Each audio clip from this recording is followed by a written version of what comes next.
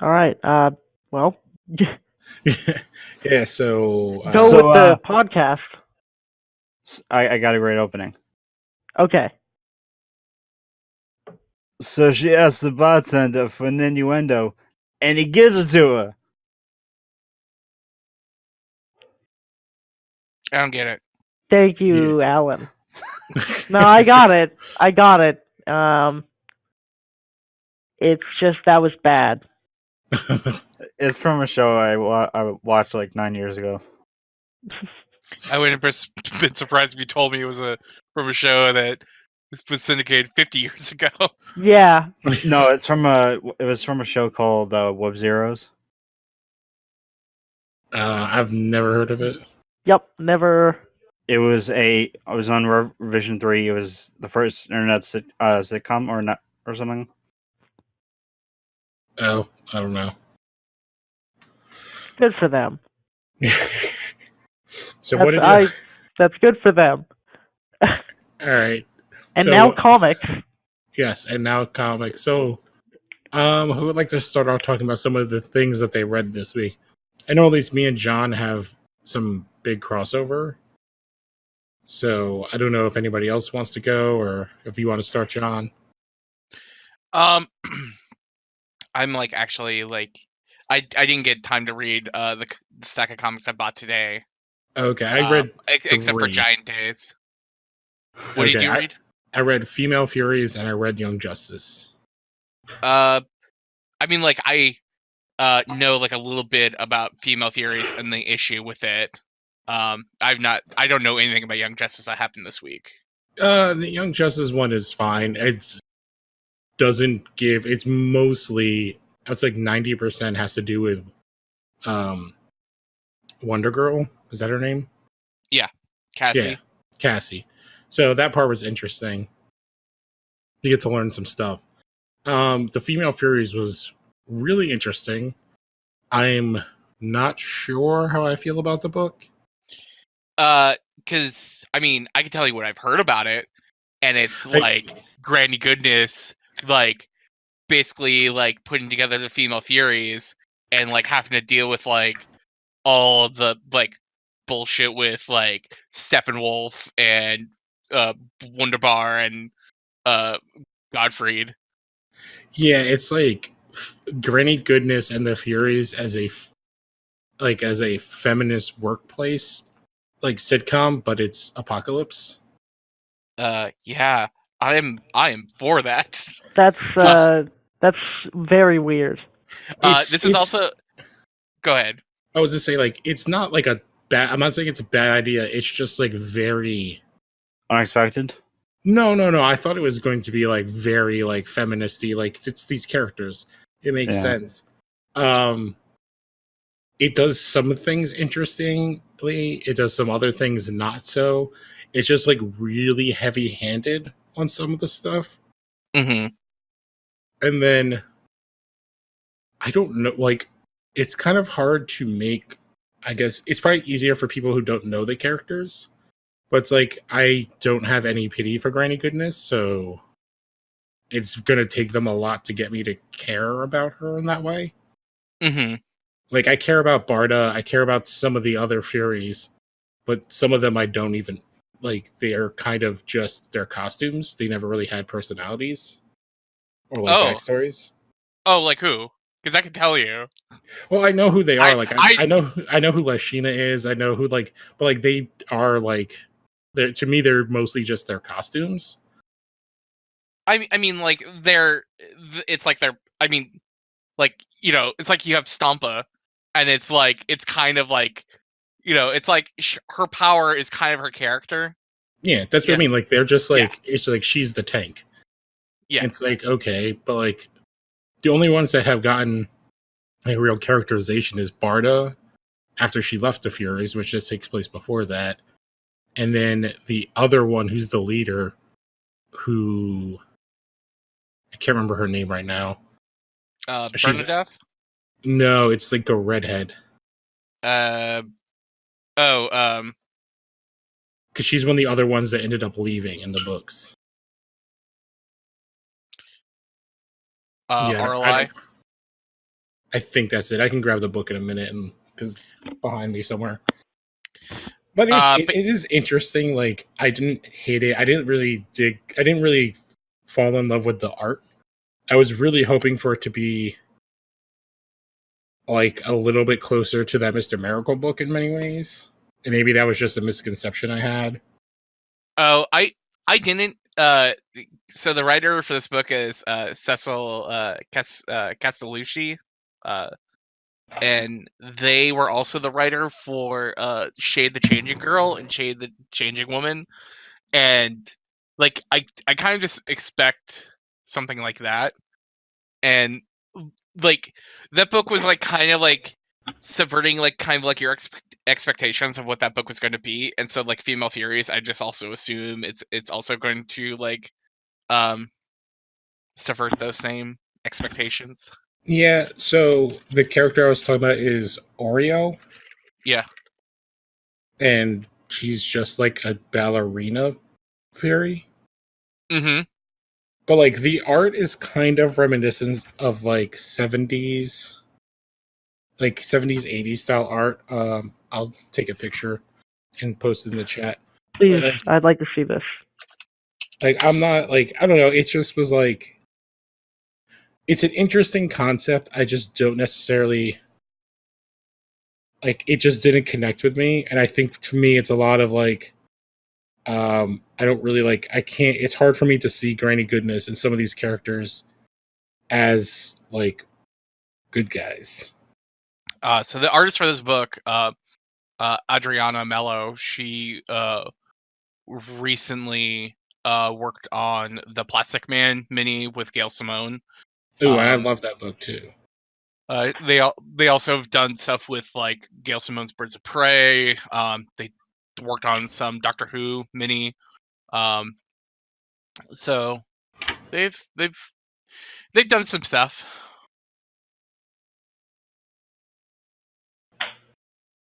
Yeah, I just like, I don't know, like it's something I will give another issue to, and I don't know how much farther I will go with it. Yeah, I think like it's 5 issues, so like I'm gonna be in for the long haul. Yeah. Oh, okay, it's only 5 issues, and I'll probably just get the whole series. I just like, I don't know, this first issue just didn't grab me the way I wanted it to. Mm-hmm. As opposed to like Young Justice, like the first issue, I was like, oh, I'm in. And the same thing with Naomi, I was like, oh, I'm in. Like, I'm down for this. I like this. I like these characters. I like the way this is going. I don't know. I can see the already internet like shitheads like bitching about it, but it's I just don't care. Yeah, like I don't care. Like it's like they weren't gonna buy this book anyways. So. No. And like my comic store got a bunch of issues. I'm sure like people will buy it, and it is good to have like these kind of. I like the Jack Kirby characters. I think this is a place where DC can go. They signed what's her name to do a movie, but that was years ago, like a year ago now. That did Wrinkle in Time. The writer director of that, I can't remember her name. Oh yeah, she also did Selma. Yes, and so she was signed on to do a New Gods movie, but nothing has been said about anything since then because. That movie's like also just like 5 years out. Yeah, and everything's kind of in this weird nexus when it comes to DC Warner Brothers. I mean, Aquaman did well. Shazam comes out in April. Like, I think it's like with Wonder Woman coming out. They have like a new direction for Suicide Squad. They probably have a more refocused like idea of what they want to do with Batman. I'm like a little bit more hopeful on the output of like what's coming out of DC in the next couple of years. Because at least it seems like they got like a focus now. Like, the focus is they dropped the whole DCEU. It's just going to be like one shot, or like single character kind of things. Yeah, possibly. I don't think they've completely dropped everything, but I think there's gonna be like less emphasis on like they're not gonna be like all of a sudden now like working towards a Justice League 2.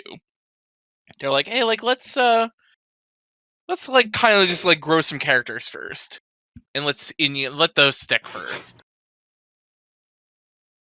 Yeah, and that's maybe what they should have done from the jump, but that's like a whole other discussion. But yeah, like I thought it was pretty good. Young Justice was pretty good. Nothing that like blew me away. I did read Green Lantern #4, Grant Morrison's fourth one. How is that? Because I'm I- gonna add I that to stopped- my wish list. I stopped reading after issue 1.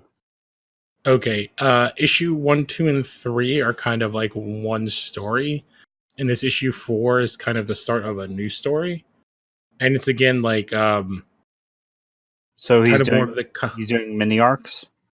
yeah, I think so, but there's still like some stuff from the other issue. So him like, I think we talked about it when he like beat the shit out of a like god, and was like, oh, he was coming at me or whatever, like self-defense. That is playing into what's happening in issue 4 with the Guardians and such. Interesting.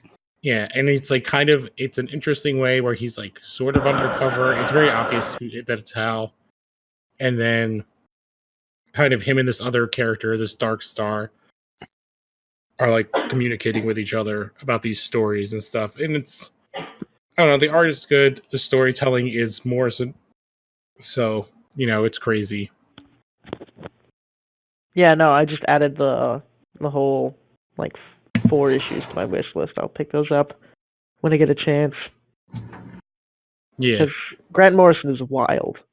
yeah, it's totally, if you like Morrison stuff, like it's super wild. The art is like kind of matching. It is very like exaggerated, but it's also very like Now I'm just like going through all this stuff. So, yeah, I'm very excited to see where that is because I've never read any Green Lantern books.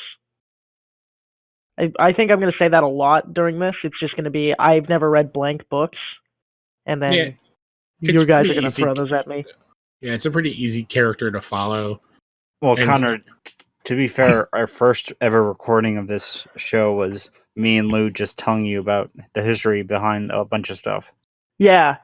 I just absorbed a lot of knowledge and a lot of crazy comic book bullshit, and I love it. Like, Mhm. there was a time when Hal was where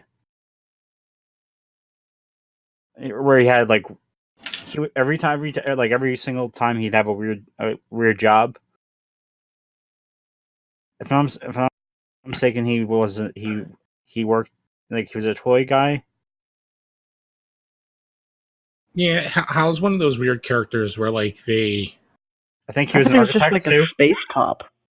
yeah, well of the green like human Green Lanterns, he's like the oldest, but somehow also like the least defined, because all the other ones kind of have like, especially John Stewart and Kyle, are like very well defined at this point, like who they are and why they do the things they do. And even though Hal is also like military, like John, he's also a complete douche. Like his main trait is that he's a douche. So it's like one of those things that's interesting. And Morrison is kind of doing the thing that he did with when he did the Batman run, and where he like kind of include like all of the history of everything that's ever been made is part of it.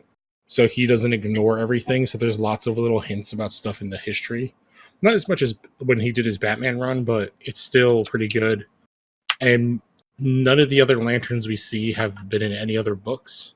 Like they're all, or they've been like one-off characters, because there's like a volcano dude. There's like a giant rock guy that's made out of like green rock. Giant Rock Guy is my favorite 80s prog rock band. But yeah, if you like Morrison, you'll love those books. Yeah, I'm like not a Hal Jordan guy at all. Like so this is like kind of like the most interested I've been in Hal Jordan as a character since like probably like pre like Jeff Johns Green Lantern. Yeah, I was gonna say since he was dead. No, Yeah, since he was a like- Spectre. Kind of, yeah. Like Yeah. I mean, like I know it's like not a popular thing, but I just don't like Jeff Johns' writing for Hal Jordan. I didn't think like I liked Green Lantern Rebirth at the time. I don't think it's as good as I remember. Like a lot of people remember it. I think the more like fun things about that run are usually don't involve him. It's usually stuff involving like Black Hand or you know, some of the other lanterns at the very beginning of those runs. Well, that's what But, I'm like, saying. Like, anything- Hal's like the worst human Green Lantern. He's the most boring. He's the most self-centered, the most blockheaded one. Yeah, Lou, has my favorite lantern appeared in Green Lantern so far? Which one is your favorite one? Remember when we were doing we were recording Legion of Tune, and I brought up the one guy that always gets jobbed out. Chip. Oh, no, the guy Nort? with the four legs or whatever. He's the big ball, right? Big head. Big head. No, there's none of the Green Lanterns that show up in the book besides Hal have I ever seen or heard of before.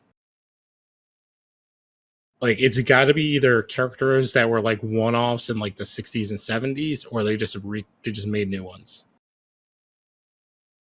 Because there's like a volcano guy, there's like a giant green rock guy, there's like a sentient satellite planet or sun. So it's not oh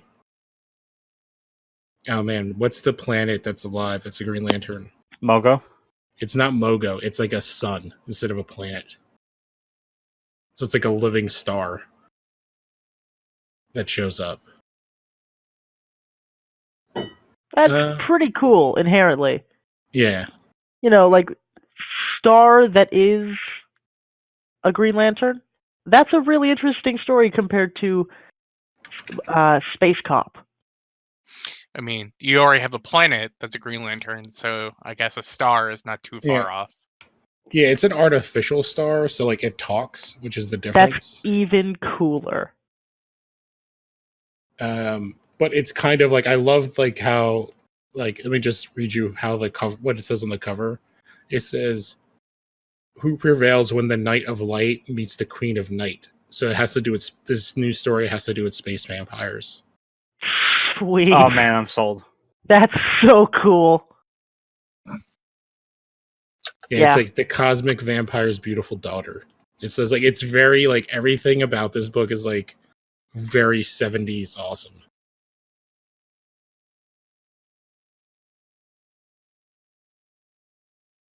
Yeah, so that's kind of all I have read. I will be checking out. I could talk about Young Justice. I just read it real quick. Okay. The only other things I'll touch on, I haven't read yet, but I will read The Dreaming, which is part of the whole new Sandman universe. And then this week's Batman actually connects as well with next week's Flash. I think it is the cold case, right? Yeah, it's like the 4-part mini that connects the Heroes in Crisis. I have not read the Batman issue yet, but it's Batman and the Flash kind of doing CS like Law and Order to find out like what's up with Heroes in Crisis. Yeah, so the button of Heroes in Crisis. Called The Price. Yes. So, what did you think of Young Justice?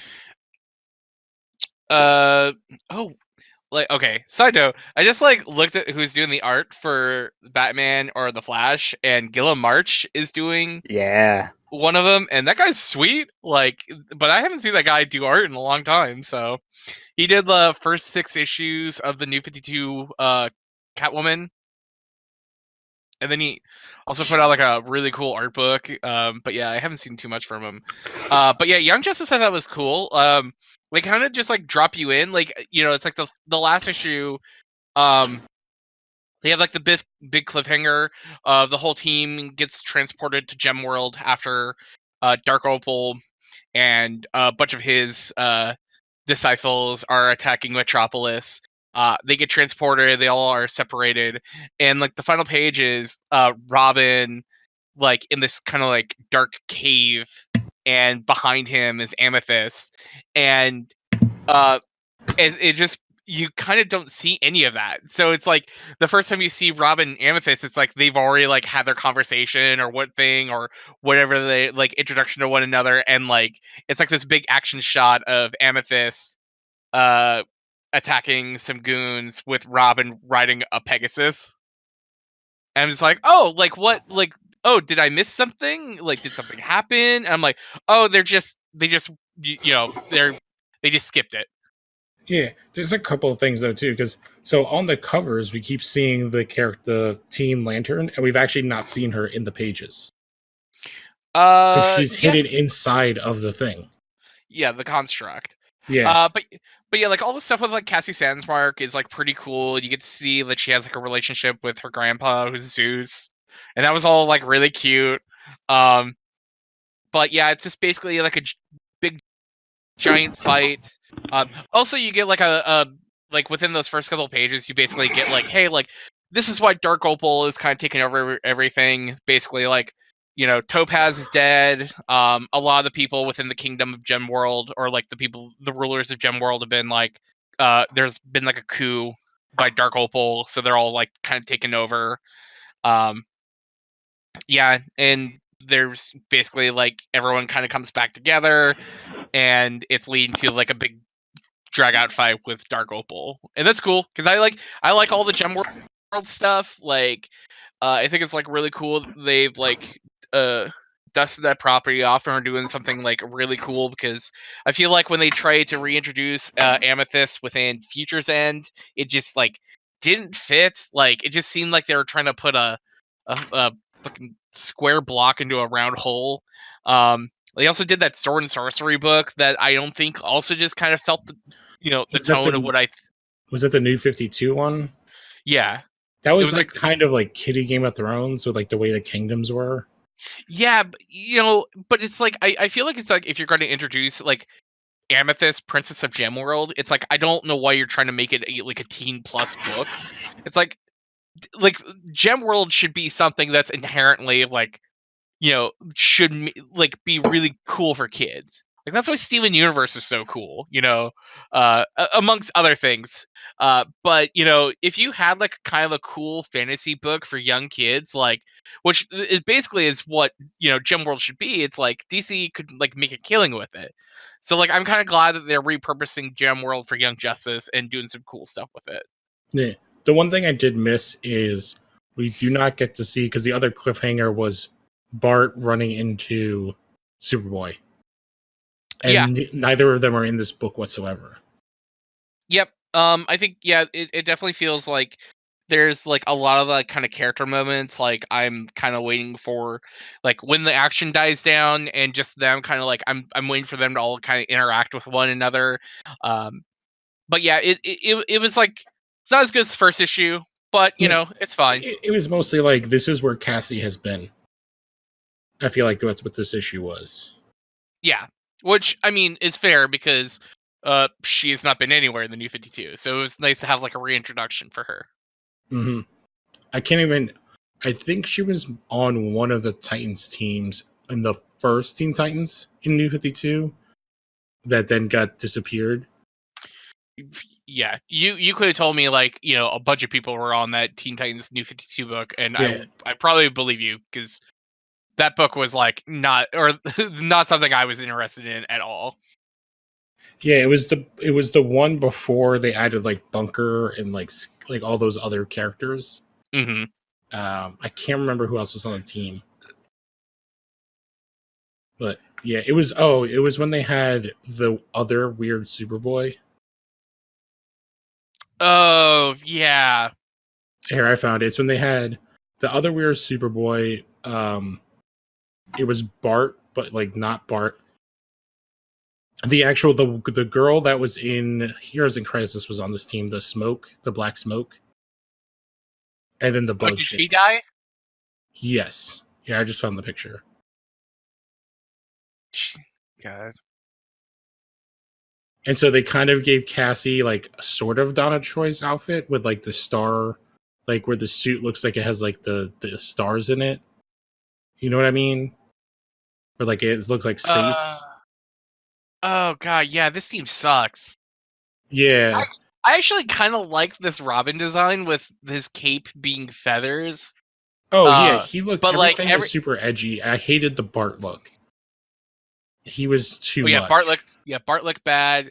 This Superman tattoo that's also a barcode, and he taped a Superman logo on his back. Oh, this is the team that Bunker was on. Oh god, this team sucks. Yeah. What wasn't this book written by like Lobdell? Yeah, I think so. Oh This god, one is- these this- costumes look worse. Hey, if you think that's bad, just wait till the Tom DeFalco issue. Oh my god. Yeah, who's the man? Who's the artist on this? It's Brett Booth, right? Norm Rapmond and Burt Booth, yeah. Oh, Brett Booth- now I Brett remember Booth this. sucks. This is when Beast Boy was red.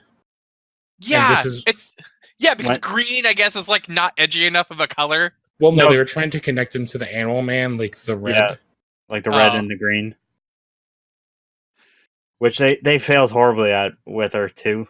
Oh god, and this Raven costume. Oh, that Raven sucks. costume was so bad. Yeah, the only costumes that were good were the Robin, and I don't mind Bunker, but everybody else, like the Bug Girl and the other one, are two of the people that got killed in Heroes in Crisis. That Superboy, which was Con-El, Yeah. is like no one talks about ever again because he was so bad. Because he was another super, like he was a different. So it wasn't Connor, it wasn't John, it wasn't the other one. It was like a whole new one. He actually had the origins of the Young Justice cartoons from Superboy, but he was worse. That sounds like the most insane shit on the planet. Oh, this book was terrible, which is why this team got blown up really fast. Okay. Yeah, they did a crossover book with it was like Titans and someone else, and they did a crossover called The Culling that was just awful. Like, Oh they, yes, they introduced Artemis Croc. Artemis into the book, and then they killed her in the same issue. It's Oof. like, and that was like when like Young Justice was actually coming out, and I was like, again, like I don't have like that huge amount of love for Young Justice, but it's like if you're gonna take like a fan favorite character from this show and then introduce her into your comic book, then to immediately kill her within that issue, it's like it's just like you're just spiteful. Like, like I don't know why. It's like, why would you hate your audience like that? yeah, and this Bart Allen wasn't Bart. Like it wasn't the Bart we know. He's a completely different character. His name is They Bartor. Yeah, and he's like, Bartor. and he's a super criminal from the future. And That he- like, who's in like a very advanced version of Witness Protection. it's super dumb. And Yeah, thing is, I was reading the main Flash book at the time, and I was really like Barry was there's very little interaction between him and this version of Bart, and it was just awkward. Where in the pre-Flashpoint, pre-New 52 universe, everything was Flash family. Everything's positive. Everything's good. Oh my god, I have to show this other photo. I remember this because in this story, what Wonder Girl's suit is actually like killing her. And it's like this giant weapon and it becomes this weird like Iron Maiden torture armor. Yeah, this sucks.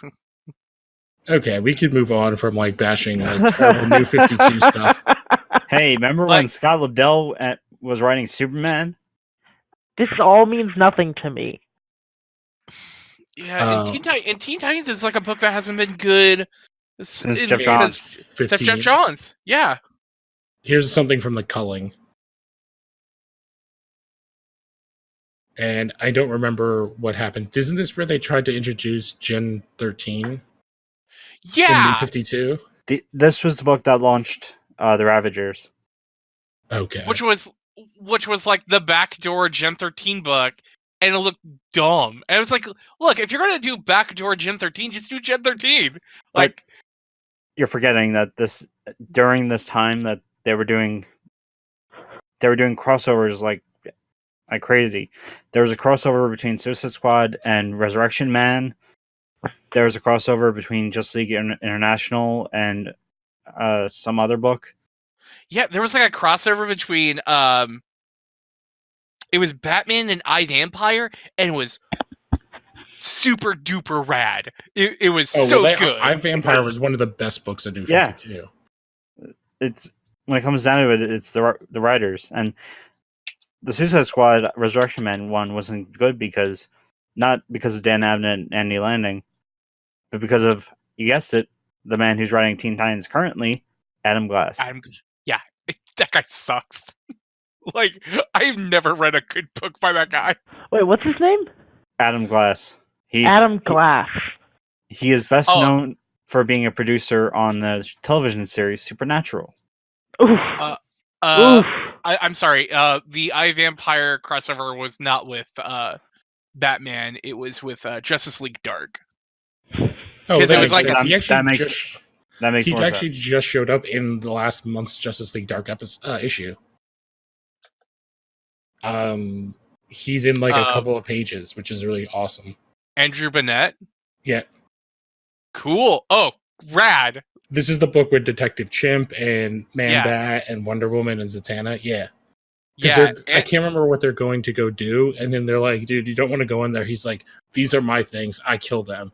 And then he goes in there and it's like, then he comes back out and literally like runs away like in horror. And they're like, told you.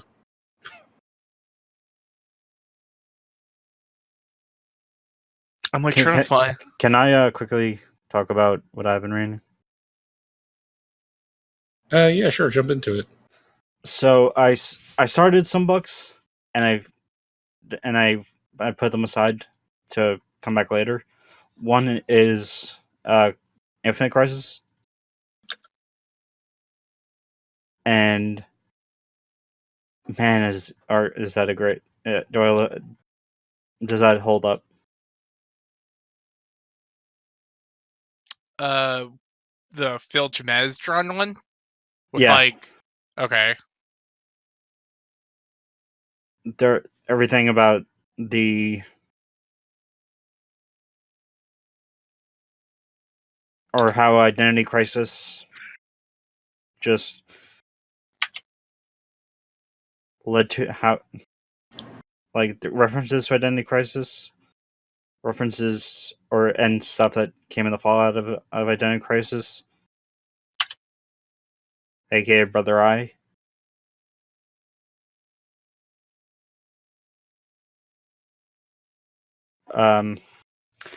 I started, or I'm almost done with Walking Dead Volume 1, but who cares about that? Man, I really wish that book would have just been drawn by Terry Moore the entire time. I know! It's... I read Volume 1, I was like, man, this book ain't bad. Like, Terry Moore's art's, like, really good. And then, like, you know, nothing against not Michael Allred, Charlie Allred. But it's just like, or Adlard. But it's just, it's not the same. Yeah. The three books that I did actually read. Star Trek, the Q conflict, which is, it's sort of like, what was it? What was that terrible New 52 event? Trinity War? No. Convergence? Convergence is Secret Wars. I was gonna say Convergence ain't as bad as like that villains event they did, or Forever Evil. Yeah, Forever Evil. Like, at least Convergence had like Greg Rucka writing Renee Montoya Question and Jeff Parker writing the Shazam family. Oh well, that was the best part of Convergence was like, oh, these are all these like Elseworlds that like got dropped and no one's ever talked about, like the Vampire one. Yeah. There was the Red Sun one. We got to see the Stephanie Brown Batgirl return. That was pre New 52. God, that book was good. Brian Q. Miller writing Stephanie Brown again. Yeah, great. There's also the Green Arrow Connor Hawk Oh yes. against Dinah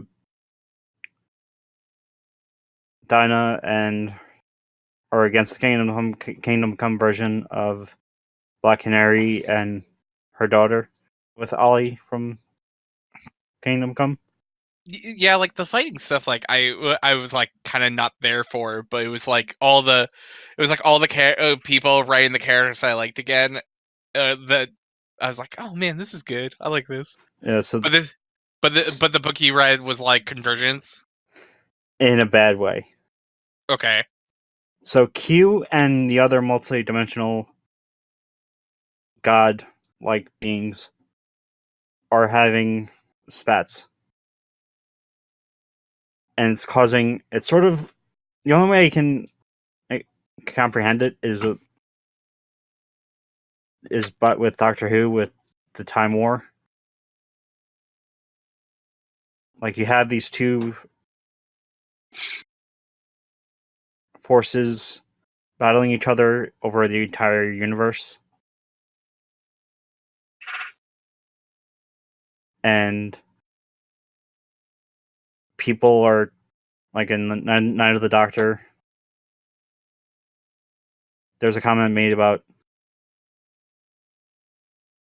some of us are trying to live in the, or like some of us are trying to survive out here in the universe while you guys are destroying it.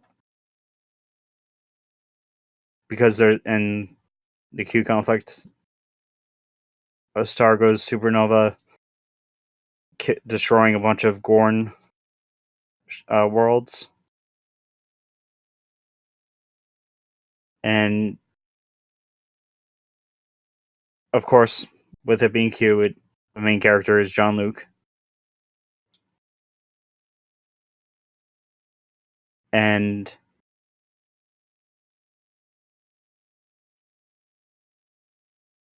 Q does what Q always does, which is he takes the crews from TNG, TOS, Voyager, and Deep Space Nine, and has them, and they have to, whoever wins, or they're basically the. It's sort of actually no. It's actually now I think of it, it's more like a gym class pickup game where you choose who you want for whatever role and whatever. And while I like seeing, like, they take them at different points, so they take the end, like they have them at different points in the timeline. The Enterprise crew is taken in present day.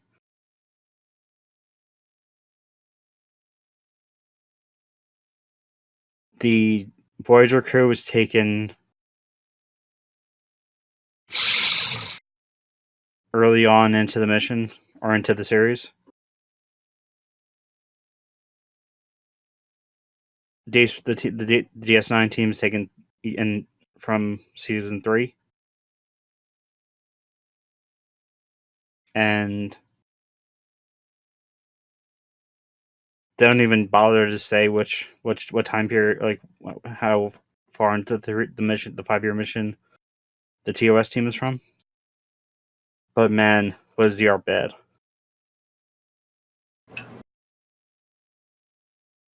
Like I was talking about, I think last week, the other appearance Q made in the Star Trek books, where it was very like photorealistic. Yeah, I remember you talking about that. This actually felt like someone trying to ape off a mixture of Charlie Adlard and Tony Moore.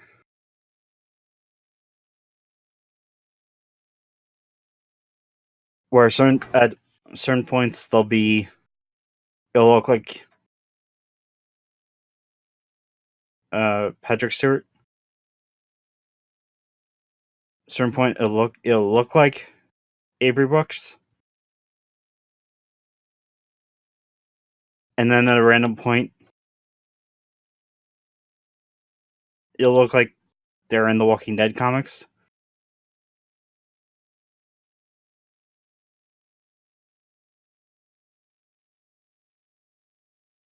But it just ends like it's this I think it's 6-issue miniseries. So it hasn't started off well. The other book I've read, or the other two were DC books, and very old DC books at that. Mm-hmm. Booster Gold. The Jeff Johns Mr. Gold? Yeah, Oh wow. or the Jeff Johns Dan Jurgens run. Yeah. Because actually, no, both books I read are technically by Jeff Johns. It's the issue where Booster is going through time, trying to like course correcting, and he tries to stop Barbara from getting paralyzed by the Joker and killing Joke.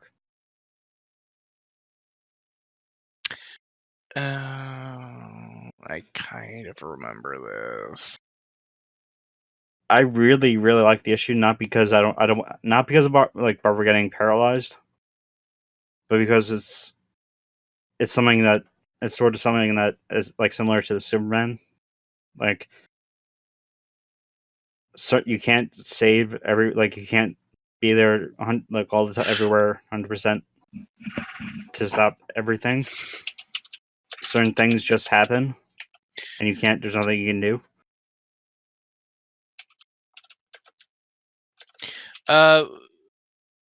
Did anyone ever read this issue of The Brave and the Bold that came out like maybe like around this time that this issue of Booster Gold came out? It was done by J. Michael Straczynski, and the art was by Cliff Chang, and it was Wonder Woman, Zatanna, and Batgirl go out for like a girls' night out. I may have. It's super rad. Like, it's Brave and the Bold number 33. If it's not on the DC app, like, I'm 100% sure it's up on Comixology. It basically kind of does the same story.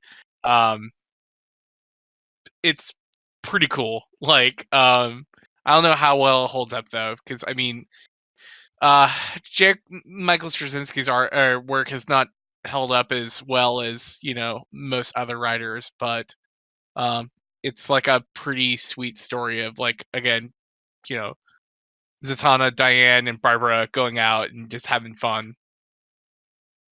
But like it not to get into spoilers, but it's just it does the same kind of thing as that Booster Gold issue. And the other book I've been reading, or the others, like what I'm reading and what I'm going to continue reading, is Superman Secret Origin, which I realized was very influential with Man of Steel. Was that Gary Frank art one?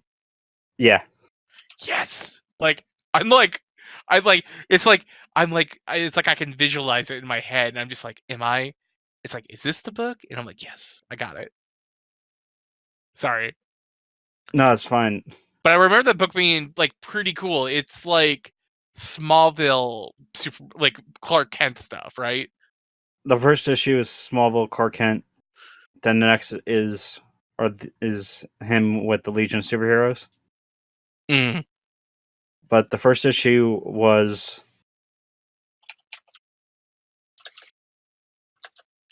like they're doing a football game, and Clark Yeah. and all of them are maybe like teenagers, but Mhm. like not teenagers in terms of Smallville, as in like the stuff that me and Lou watch, but like where they should be and how they should look age wise.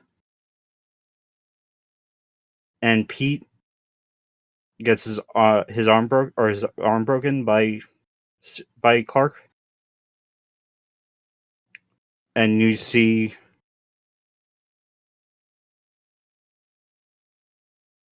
like there's literally like I had a minor freak out in a bad way, like like God motherfucking damn it, why did you literally lifted this exact scene from the comic into Man of Steel? Well, I that's mean, that's exactly why they did it, because they really liked that panel, mean- and they were like, let's put this in the movie, and people will Also- like that. also Jeff Johns like was like helping produce those movies around the time. Oh, that too, I suppose. No, this was 4 years before Man of Steel. Yeah. Yeah. So Johns went from that, and he produced on Man of Steel. So he was probably like, "Oh, this is a really awesome scene. We should use it." Or it was like one of the books that he like gave Zack Snyder to Like, go is it- read. Like it's reference material. Yeah, the one that's commonly like talked about, the one that's constantly said, or like people say that is like influential on Man of Steel, is All-Star Superman. God, All-Star Superman's so good. But the scene where there's like literally a panel where I haven't actually read All Star Superman. It's good. It's pretty good. It's one of my favorite versions of Lex. They animated it too not too long ago. it's on the DC I think Universe app. I think it's on Comixology. I think I saw it for like $5, so I'll probably pick that up. But- But yeah, Superman Secret Origins from the team that brought you Doomsday Clock. And will continue for 70 more years. Yeah, they pushed that next issue back again, right? Yeah.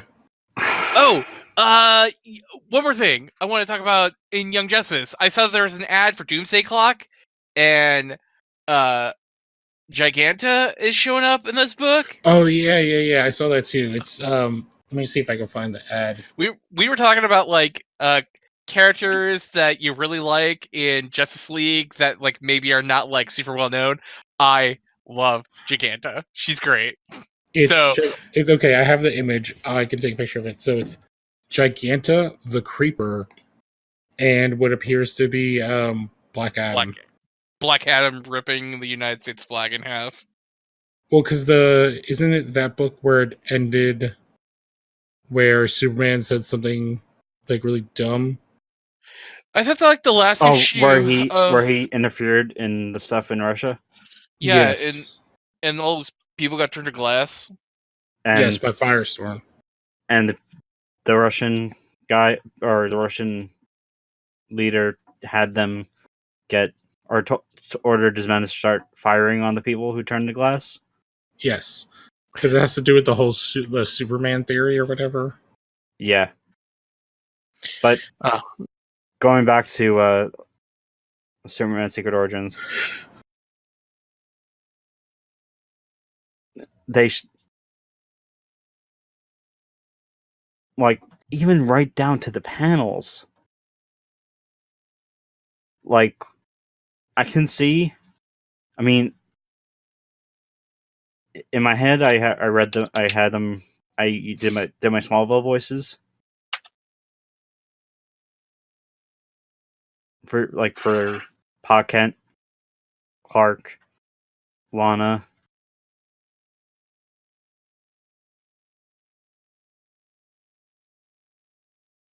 and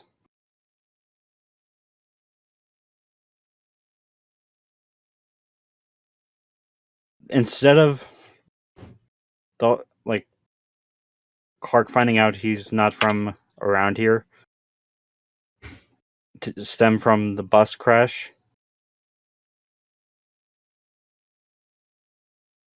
they establish they have it be, or they have it result from Lana kissing Clark, and he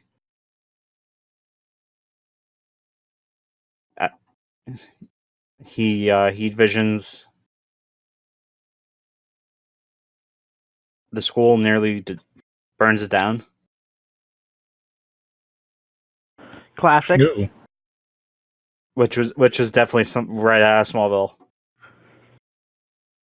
Like, especially the way everything was, like the way it was done.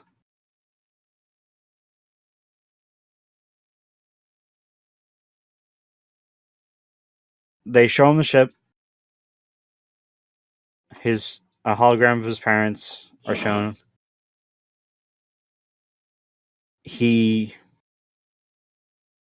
he just goes apeshit in the bed. We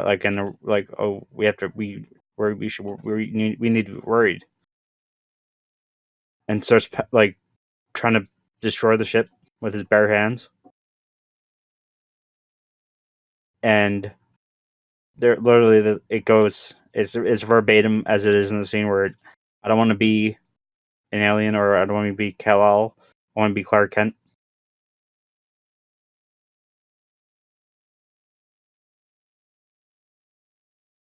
And of course, from Smallville, the issue, or near the end of the issue, there's a tornado.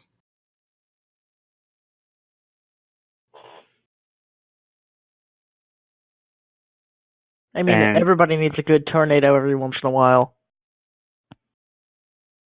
yeah,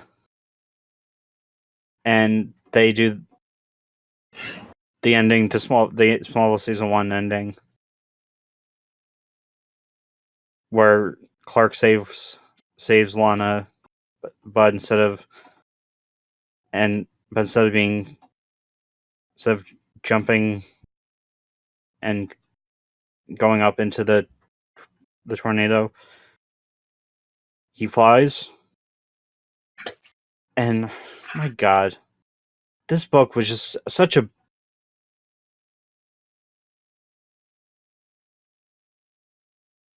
I don't get how we got to Doomsday Clock from Superman Secret Origin.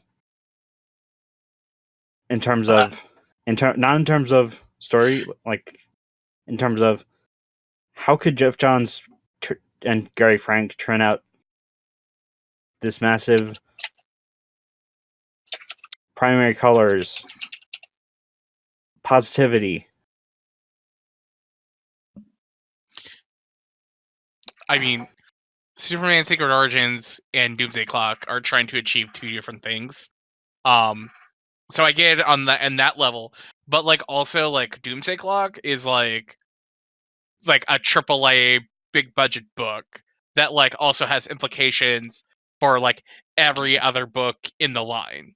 While like Secret Origins, was like, kind of a big book, but at the end of the day it's a Superman book that only really maybe affects like Superman.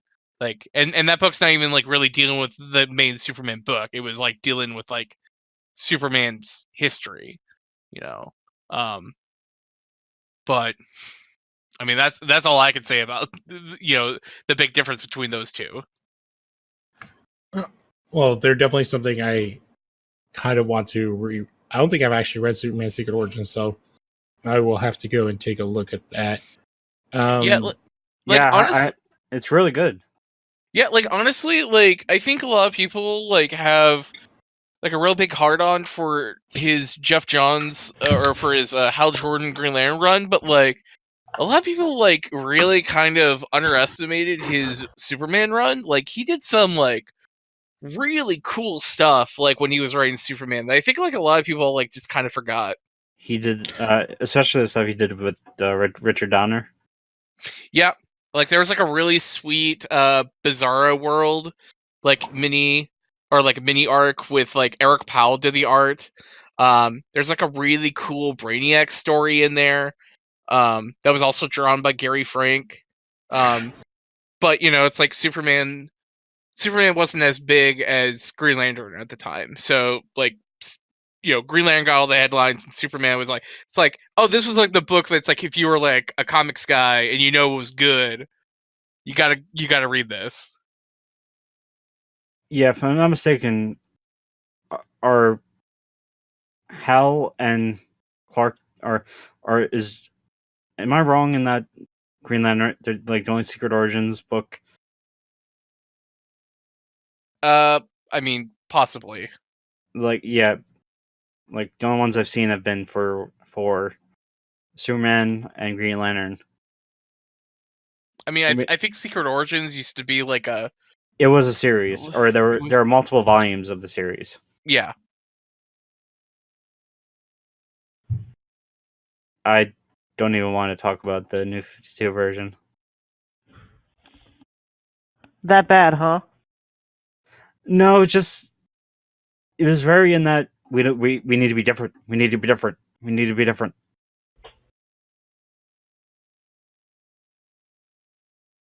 well, I do think we've stuck on DC for a lot so far. So, like, did anybody read anything?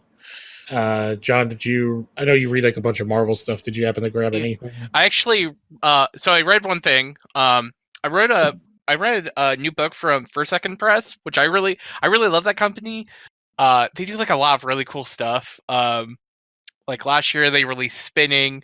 They did Princess and the Dressmaker from Jen Wang. They do a bunch of really cool stuff. But they released a new book called Bloom.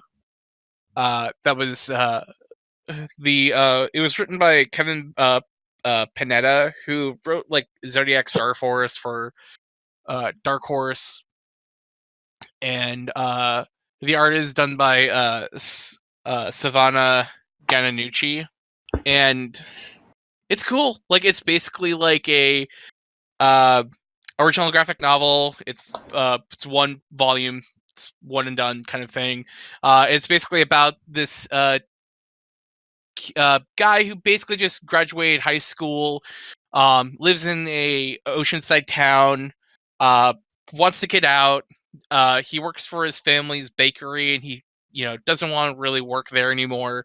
He wants to go off and make music, and he's like trying to pawn the business off on like someone else so he can go off and make music. And so he like puts some flyers around, and this guy comes by who's like about his age, who's going to school for baking, wants to work there. And so throughout the book it's basically like these two guys baking, and the kid like kind of like relearning his love of baking, and kind of trying to figure out like where he wants to go in life and what he wants to do, and people pulling him in each different way, and it's like him trying to figure out the choices that he wants to make for life.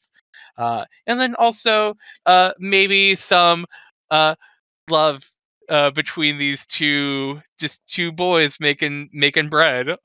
It's great. I liked it. Art's really fun. I read it in like kind of like one sitting.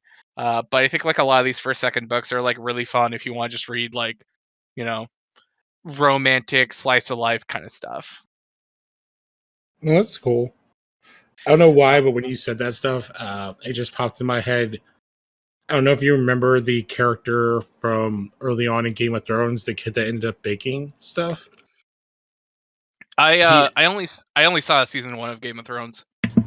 Okay, he's like the chubby kid that's with Arya. He actually retired from acting. He's a child actor and became like an actual real life baker. Yeah, Oh, cool. it's really Yeah. wholesome. So I don't know why that just reminded me of that. Oh no, yeah. People kept on spoiling that show for me at work, and then I just got to a point where I was like, I'm not. I wasn't even like super into the show in the first place, but I was just like, everything got spoiled for me. I'm like, I'm cool. I'm done.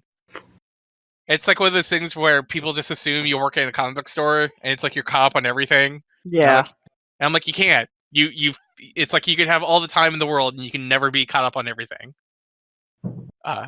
One thing I did get caught up on was it's a comics associated. I ended up binging all the current episodes of JoJo's Bizarre Adventure Golden Wind. That show is still pretty great. That's like I have so many like anime stuff that I have to catch up on, but there is no time. There's too much TV. Basically, this is the part 5 of the manga series. Since like every part of JoJo tells like a next generation of the Joestar family. A whole new generation of bullshit. Man, JoJo's great. Like, No, I I don't know love what it you're to death. talking- Yeah. No, I say that from a place of admiration. It's a great show. Please continue. Sorry. So the story with Golden Wind is basically this is set 2 years after the events of Series 4, Diamond is Unbreakable. And one of the main characters of that series, Koichi, is sent to Italy by Jotaro, who's like the main JoJo for part 3, who's a character in part 4 also. And he's like, hey, go to Italy, search for this kid named Giorno Giovanna, who is like the son of like one of their greatest villains, who like doesn't know that he is the son of this great villain named Dio. And Ronnie James. yeah, so that's the other thing. It's like all like most of the JoJo characters or the stands are like named after bands. So yeah, Dio is named after Ronnie James Dio. It's Dio and Brando, like Dio Marlon Brando. Yeah, Dio Brando. It's so basically the story is about Giorno trying to be a aspiring gangster.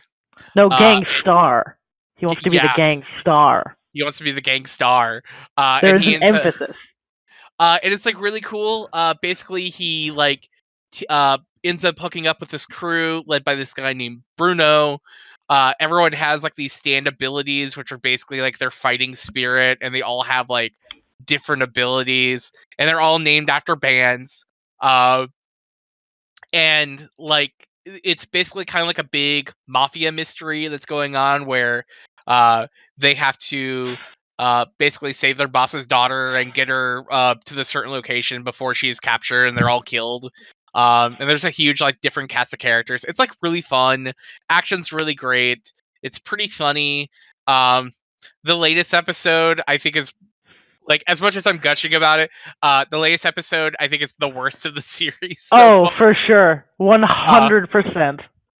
It like the stand enemy sucks. His powers are awful. I hate how they like do it. But like the previous you get a cool alien reference because of it. So like there's worth like it in the long run. But like the previous run of episodes were really cool because they fought like a guy whose ability was he could turn people really old and have them grow so old that they would die. Oh. And his stand ability is called the Grateful Dead. But here's the thing with JoJo. Every stand has a very specific weakness to it. And the whole idea is that you're using your stand to figure out what their stand does so you can counteract it. Yeah, it's like a big chess match. Can I just say something? Go nuts. Yeah.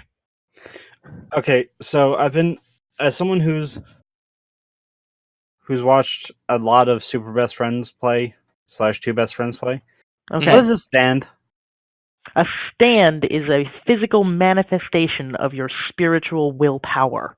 It's like your fighting spirit. Yeah, So and it's like it a has spirit like a animal come to life. Yeah, kind of. Because Yeah. I was watching their. I was listening to an old episode of the Super Best Friend cast. They were talking about Luke Cage, and they were talking about how like Martin Luther King and Malcolm X are the stands for Luke Cage and Diamondback. Oh, I kind of get the joke. Yeah. yeah. Yeah, I see it.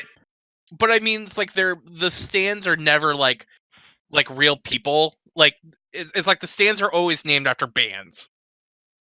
They have their own unique look. It's just they have the name of a band. Like the Beach Boys and the Grateful Dead were the two bands that were referenced in the Yeah, ones John okay. were talking about. One of my favorite. Okay, so Beach Boy is like it was a really cool stand. It was basically a fishing pole. This guy would like fling the lure and would find people and would hook them, and it would like go like all the way into like their like heart or their brain, and he would like pull out their guts. Like that's what his stand did. Yeah, he could put it in the environment as like a trap, and if you touched a specific thing, then he would like get Really you. in. Yeah, it's really fucking cool. He sets a really cool trap. But yeah, like stands don't show up till like about season 3 or part 3. Yeah. But there's like some cool power stuff that happens before the show. But basically, like he creates stands, and it gets amazing. And the show just like kind of just totally changed.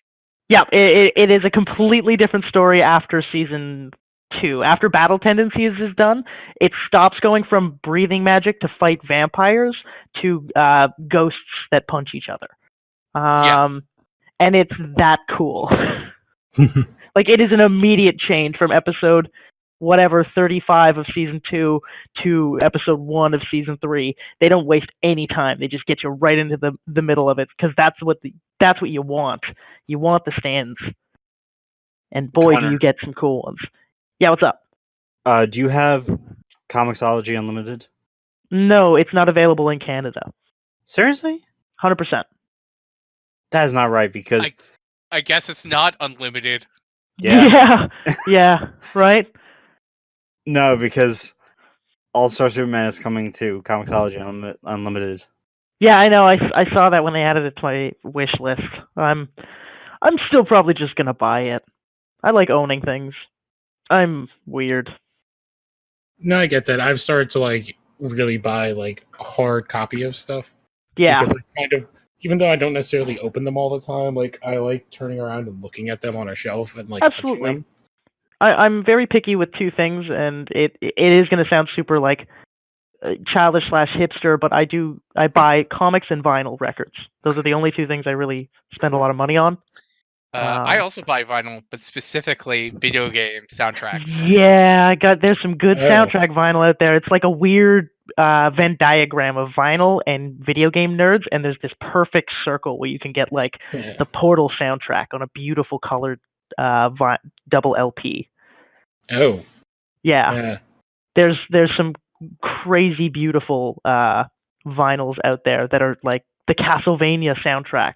All of them have been done, or Zelda, or whatever. I'm not even a Castlevania guy, and I kind of want to own those Castlevania records. Yeah, well, they're made by Mondo, and Mondo like makes some just very pleasing and artistically beautiful products. Yeah, now that you say that, like that reminds me, I need to go buy their. They did a cassette tape for Over the Garden Wall, and it's like to Sarah, so it's like the. Oh, I saw that. I didn't know what that was about. Sarah. Yeah. Oh, okay, that's cool. Which, by the way, like, side note, if we're still doing like Legion of Tunes in the fall, like the perfect fall like show to binge is Over the Garden Wall. I've actually never seen Over the Garden Wall, so that I would be interested to see on that. It's really, really, really good. Like, okay. It's like It's like definitely like one of the best things that Cartoon Network has like produced this decade. Okay. And it's like 10 episodes, and it's just like it's like a super bingeable show before like Netflix went whole hog into animated stuff. I'm still really iffy about Netflix animated stuff. It's good. I like Voltron. I really liked Voltron. I've heard nothing. I've heard only good things about Voltron and She-Ra. Ooh, She-Ra is actually really good. She-Ra's really good. I just binged the new Carmen Sandiego, and that's not bad. Okay. I do like the art style. Oh, sorry. Go ahead. Oh, no. I was just saying I really like the art style of that when I was scrolling through Netflix. Some of their adult stuff is good too. I have not watched Big Mouth. The art doesn't specifically talk to me, but yeah, that's my thing too. Yeah, I watched season 1 of F is Her Family and I loved it. But it's like I'm not a Bill Burr guy. I like Bill Burr, but I couldn't get into F is for Family. It's sometimes so depressing that I'm just like, this is not what I want right now. Oh, I have to be like in the right mood. Yeah, I love BoJack for that reason. Ooh, BoJack is fucking dark. Big Mouth, I like. It is a show I would not wholly recommend, but I like it. But it's like something where it's like if people say like, "Oh, I don't like this," I'm like, "Yeah, I could get why." Yeah, I sometimes have checked out not Netflix, but like some of the original stuff on like VRV, and some of that stuff has been really good. Because there was, I say, like Ted and his demons, and it's like a 10-minute show, and it's just like this old guy who's like the chosen one, and he's like a demon. It's like Buffy, but it's like a 50-year-old bald man with a mustache, and who just hates life. That's fair. I mean, the odds are one of us will be there and be one of those that old bald men who hate life. So I can see why that's a good prepper. But yeah, did we want to talk about quickly like some of the books we will be picking up next week? Oh, I don't even know the books are coming out next week because like because I just picked up the books for this week. Yeah, the only big ones again are like for me are Detective because it's like 2 issues away from 1,000. Oh God, thank you. Because I picked up Uncanny X-Men this week and it was $8 and I was like, God, I can't take another $10 book this week. Yeah, it's like the first week of March is 1,000. Yeah, the first week of March is like 1,000, something like that. And then the Batman Who Laughs #3 comes out next week. I will be picking that up. I just read the Batman Who Laughs Part 2 today, like right before the show started. We can talk about that real quick in a second. And then okay, yeah. I also read the new Daredevil, for what it's worth. Oh, I think that's on your list, John, that you picked up, right? Yeah, I picked it up, but I haven't read it yet. It's good. I've never read a Daredevil book before, so I can't really put any like previous knowledge or basis on it, but it was smart.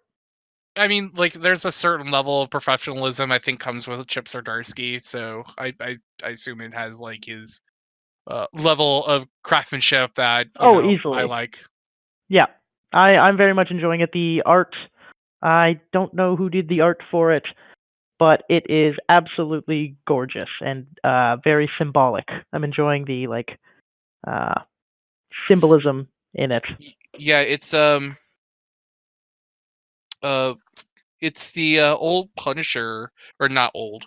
It's the Punisher artist when Greg Rucka was drawing or writing it. Marco Cicchetto.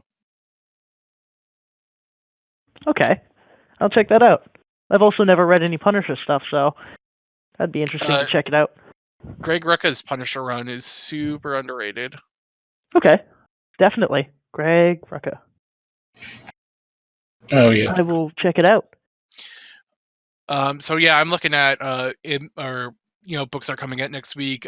By Night #8 from Boom, Goddess Mode #3 from Vertigo, Wonder Twins #1 from DC. That's on my list.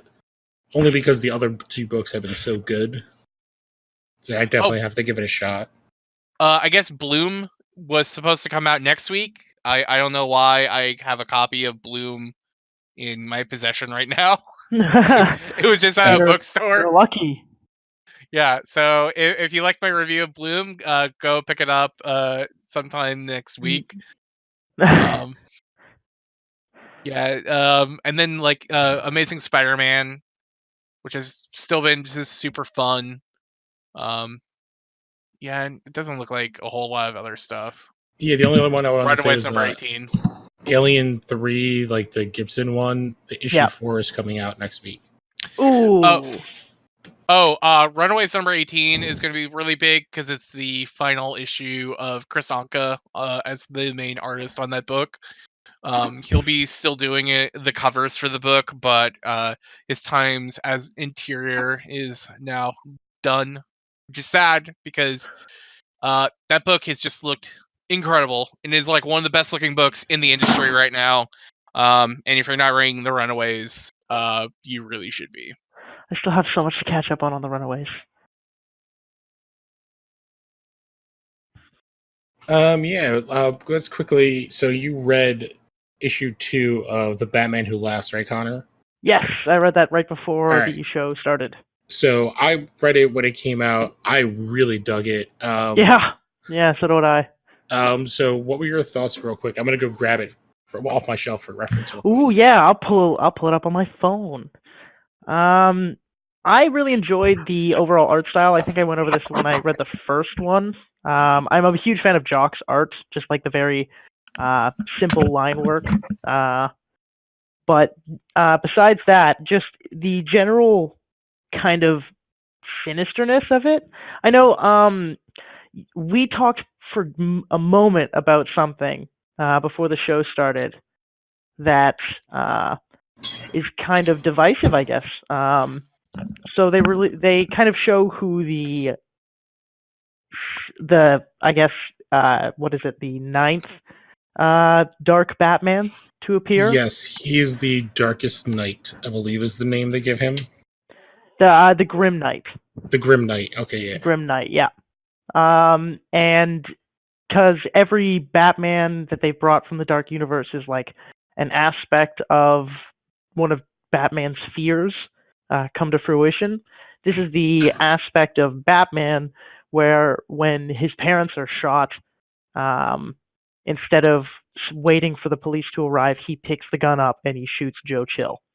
And from there, it kind of leads down this like weaponized Batman. He's the deadliest human on the planet, or something like that. They say. Yeah, he's the bad Punisher.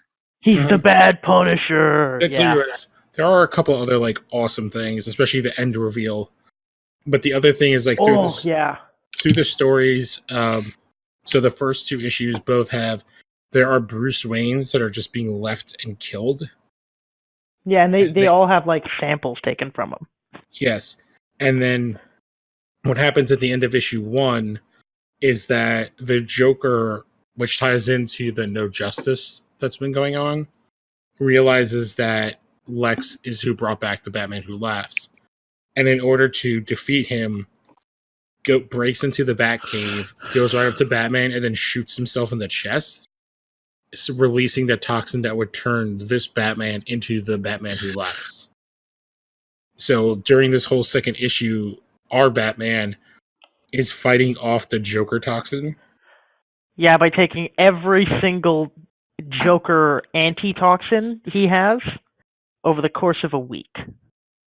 Yeah, and there's like an awesome scene. Like there's an awesome. It's like a full page, and it's just him with like all of these like. He's like made this weird belt, and he's just stabbed himself all up and down his arms and his back, right into his spine and everything.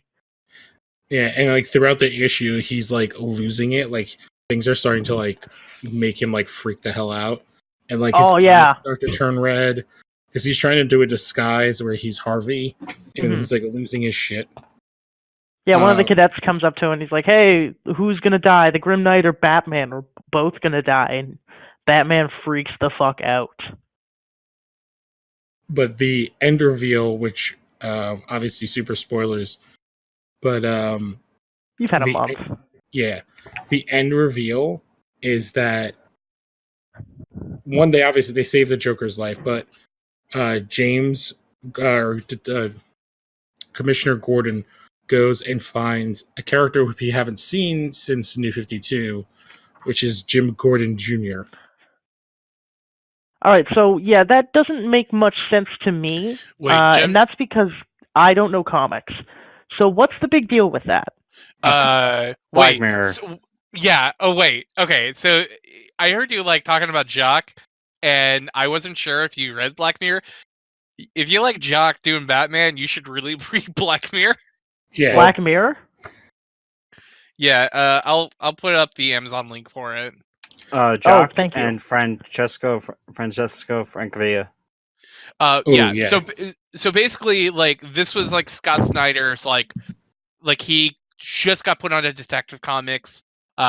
This was like his first Batman like story. He did like 12 issues. Like half of it is like Dick Grayson Batman dealing with like underground crime auctioneers like selling off weapons and stuff. And it's like him, like, like dealing with like if he can be Batman or not, and he's not really sure. But the other half of the story is done by Francisco Fricavella, and it's basically about Jim Gordon and James Gordon Jr. and James Gordon Jr. being like a little off. He's not just a little off; he's very off. Well, like, I mean, like, without like spoiling it, he's a little off. Okay. Yes. Thank This- you. Yeah, Connor- so he Connor, is the the thing to younger know- brother. The thing to know about this book, or about the Batman Black Mirror, it's basically what got Scott Snyder the Batman. Oh yeah, I've seen this. I've seen this at the bookstore. Yeah, Yeah, it's an like awesome book. it was like super rad, and it was like one of the like, so basically like the Black Mirror happens, and then like New 52 happens, and then it's like revealed that Scott Snyder is doing Batman, and I'm like, cool. Like, if this guy is as killer as he is on the Black Mirror, then it's like great. Like, this guy's got it. Yeah. And he did. And then he Yeah, actually, I found out about Jock like way before I even got interested in comics. When I first joined up to Instagram, he was suggested to me because I liked art. And I'd been following him casually through Instagram, and I'm ashamed to admit it, I didn't realize he was a comic book artist until probably a year or two ago. I think maybe a year at max. Were you in the call? We were talking about year one books, and we're talking about like Batgirl and Robin year one. Yeah. No, were you? I think so. Okay. That sounds familiar. So we talked about like Green Arrow being like so good, and that basically being like the basis for like every Green Arrow thing that came out afterwards, where they were like, oh, we have to like do an origin story. Yeah. Jock did the art for year one. Oh, okay.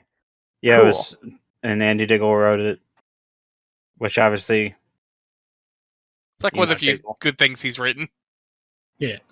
Well, without revealing too much of James Gordon Jr. to you, but so after Black Mirror, I believe he pops back up in Batgirl in New 50, the Gail Simone run. Mm-hmm. And that is where he is awesome. And it's in that story why he looks the way he does at the reveal in The Batman Who Laughs. Mm-hmm. And I think he showed up one other time in another book for like a very short run. Suicide Squad. Yeah, but like barely in that book, and then he just vanished. It was like for a hot, because I want to say it was like during that time where, because they didn't know who to give it to. Yeah, it was like it was going from one. It was going. I want to say, yeah, I want to say it was. He shows up in the 3 or 4 issues that was written by Matt Kent. Yeah, this is between Adam Glass and Sean Ryan. It's like right before Rebirth, right? Like that year leading into Rebirth. Because it's like the very end when like they know that something's gonna happen and they're just like throwing shit against the wall because it doesn't matter. Yeah, like we gotta like waste time on something. Yeah, because he is an awesome character. Because he's kind of, I would say he's kind of Moriarty-esque.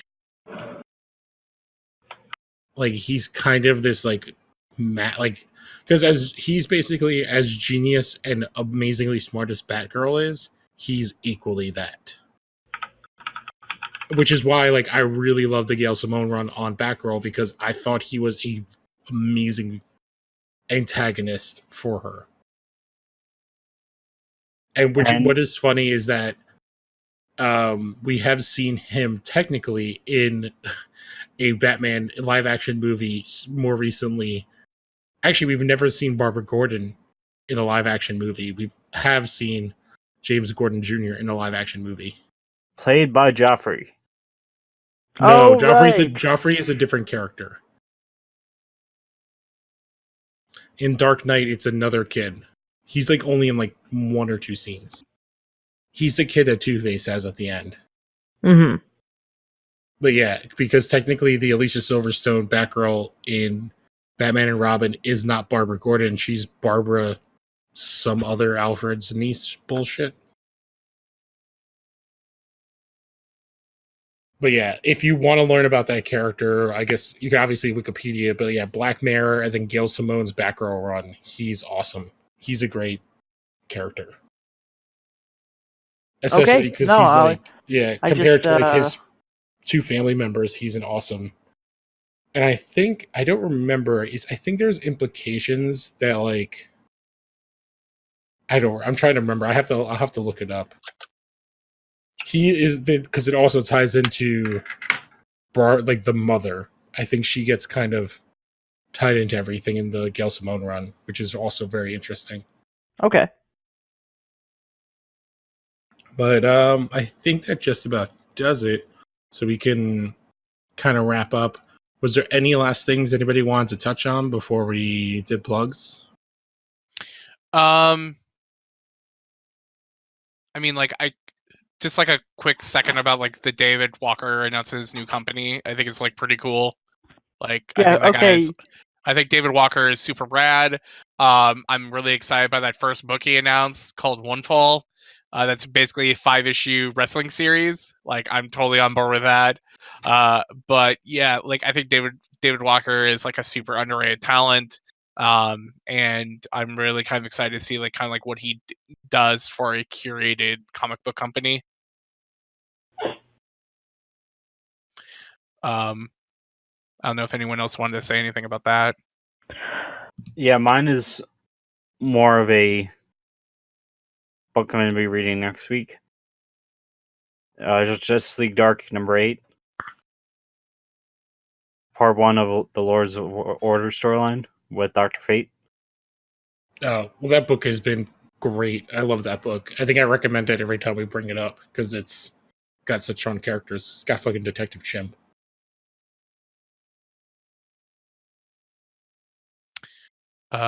And then I saw like an article posted about the Meet the Scrolls book. I think that book looks super rad. Like, I'm super excited to see like what that book is. I don't think that book has an audience whatsoever because I think we've like kind of talked about, or like I brought up how there's like 15 like Peter Parker Spider-Man books. There's like a ton of X-Men books. There's like a bunch of like other books that are just like kind of like flooding the market, and like I don't know like if Meet the Scrolls is gonna like basically get it.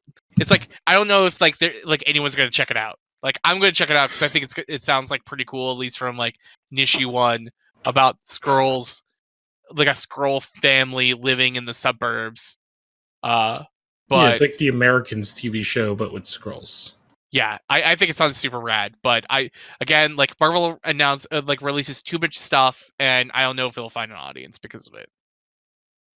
And then ABC canceled a female-led Marvel pilot because like everything's going to go to Disney Plus. Yeah, what's really like some of those cancellations don't really mean much now because I think they're just trying to build up the original content library for Disney Plus. Because I would not be surprised if the Marvel Rising ends up at least part of it moving over there if they continue it. Yeah, same here. Because I don't know if it's necessarily like what the numbers for it on the Disney Channel is currently. Yeah, I honestly don't even know if I get Disney XD, and I don't. If I do, I don't know what channel. Like, I don't even have channels, but like, I don't know what it would be because I have like the DirecTV app thing. Mm-hmm. It actually would surprise me if they have like the premieres on the Disney Channel, like for like DuckTales or Star or Marvel Rising, and then like they do like the Hulu thing where like the next day, like on the Disney app, or the Disney Plus, you can like watch the new DuckTales or the new Well, Star they've or been whatever. doing some interesting stuff because they dropped all of Marvel Rising on YouTube, which is a very interesting move. I'm trying to think if there's any. There wasn't. This was really a slow news week. There wasn't much. It was mostly stuff we already talked about with like the DC app, and that story you just talked about. So, and Eric McGruder is doing Boondocks again, which is pretty cool. Yeah. I read the panel. So it wasn't. He didn't really do Boondocks again. What it is that he did like 6 panels that Charlemagne the God posted on his Instagram. Which might be worse that people don't know. So he is a like hip hop DJ, like more like radio show DJ, and they're all like kind of 4-panel kind of little things. Yeah, he does a show called The Breakfast Club. Yes, it's like out of New York or New Jersey. It's like one of the biggest radio shows. Yeah, but the panels are all perfect. They're all like 4-panel like shots, and there's 6 of them. But they are pretty goddamn awesome. But yeah, do you want to do a quick round of plugs? Do you want to start us off, Connor? Yeah, you got it, man. You can follow me on Instagram. I'm at maybe Connor, where I will tell you to brush your teeth every day. And that's no joke of a lie. And if you want to follow me on Twitter, sometimes I joke there. I am now at Question Connor because I hated my original URL, so I changed it. I think so. You're question mark Connor. No, I'm Question Connor. Oh, so the word question. You can't do question mark. I tried. Oh, okay. Yeah. Other than that, I write for the losthorror.wordpress.com. Did I get it right this time? It's losthorror.wordpress.com, goddammit. Yeah, I'm never going to get that right, and I think that's just going to be the running meme. I honestly want to know how much it would cost to just make it losthorror.com. Yeah, I genuinely would too. As a real I'm trying to make it happen, but if we could just all pitch in $2 a month. Yeah, nah, dude, for sure. I'll set a GoFundMe up, or even just pay $2. Other than that, I'm playing Kingdom Hearts 2, and I'm trying to get through it. But it's like eating the world's thickest pudding.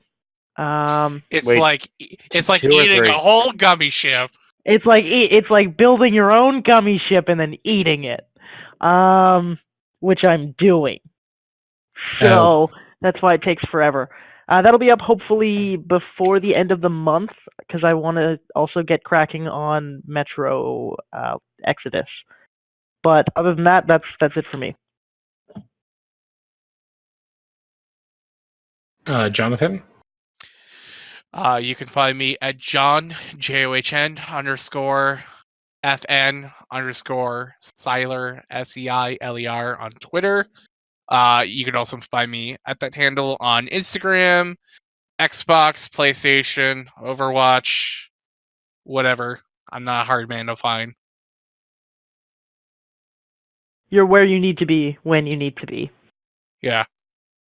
All right, and then you can find me and Alan, as well as John, doing Legion of Tunes every Thursday, same day as this come out, on the Lost Horror Network, podcast empire, so losthorror.wordpress.com. And so if you go on your podcasting apps, you just search Legion of Tunes, and you'll find us there. Most recently, we watched what will be coming out is the third set of episodes from Young Justice, and then last week we watched where we talked about Brawly, the Dragon Ball Super Brawly movie, which was goddamn awesome. Yeah, I really don't doubt that. And sometime soon, we're gonna get back to Smallville Chronicles. One of Yes. these days. It might be the four of us. Yeah. It's gotten to the point where I've just skipped ahead and started watching season 3. And man, is it dark. All right, so that is something we have to figure out because maybe it's the four of us. So we're going to watch the failed pilot of the Adrian Pilecki starring Wonder Woman thing. Where Themyscira is not a place, it's a state of mind. It's a state of mind. Yeah. It could be worse. At least it's not a bar. That's true. But yeah, me and Alan also do Smallville Chronicles. That comes out every Tuesday on the Phantom Zone. And don't forget to rate, review, and subscribe to all of these things. Alan also does another podcast for Los Haro Gaming. Alan can talk about it for a quick second and tell you what it's about. Yeah, Los Haro Games Los Haro Games podcast. That's not the URL.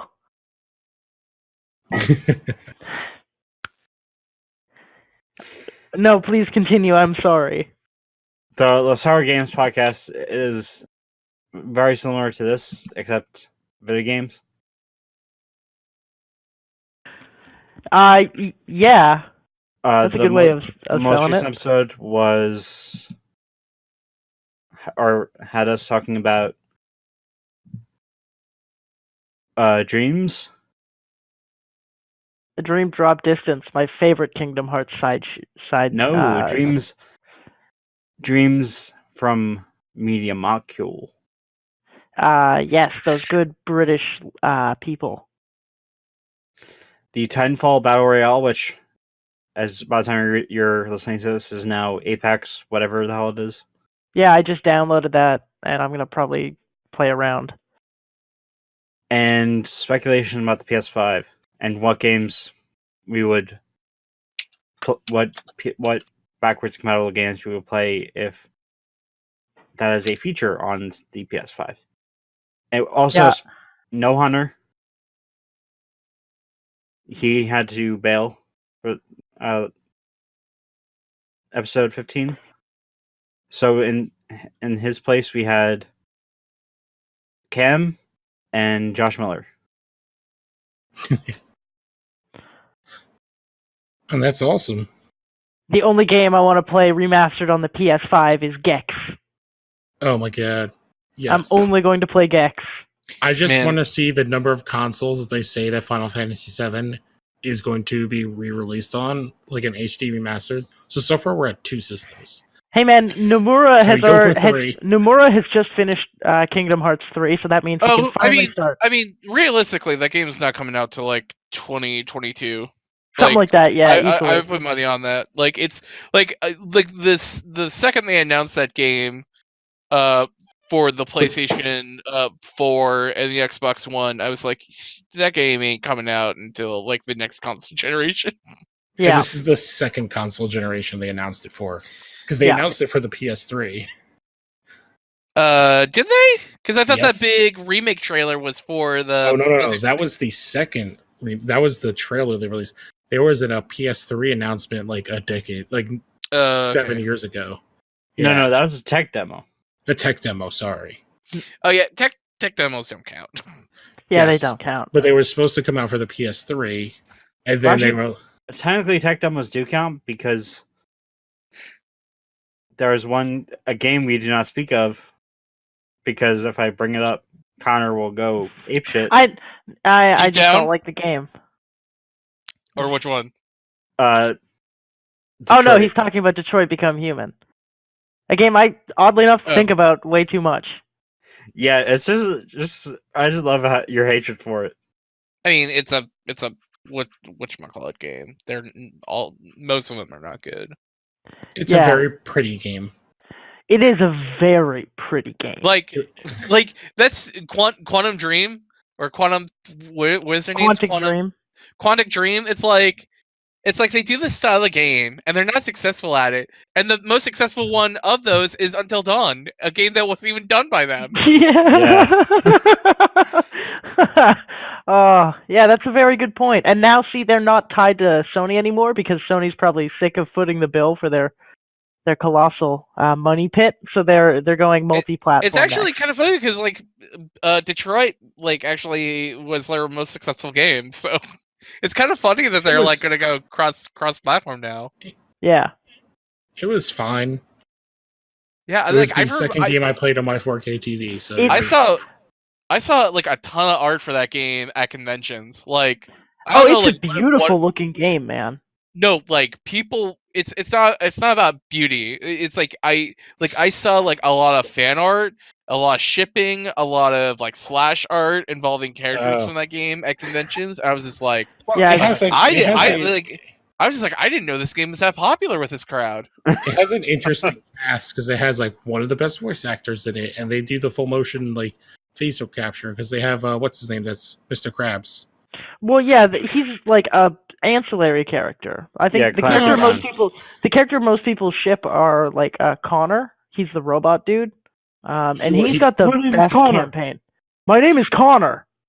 Is that why you don't like the game? Because you're like, I'm not like this. I'm not this guy at all. Yeah, I'm just confused. Every time I look in a mirror, I get angry and I punch the mirror. Well, the only other two characters, like the actors I recognize, were the one robot girl is Derek Jeter's ex-fiance. Mm-hmm. I can't remember her name. Who plays Dove on Titans. Mm-hmm. And then the blonde character that you play as is one of the characters in The Tick on Amazon. Yes, you're also forgetting one of them, Lance Henriksen. Oh yes. Oh, I can't forget. He has my favorite reference in it because he is a human being helped by an android. By an android. It's got ambition. And it like I won't spoil anything. But it even comes even more full circle than that, and it's actually really cool. He does 5-finger fillet with an android. He does 5-finger fillet, but the android just like feeds him grapes instead of stabbing him. It's just feeding him grapes really fast.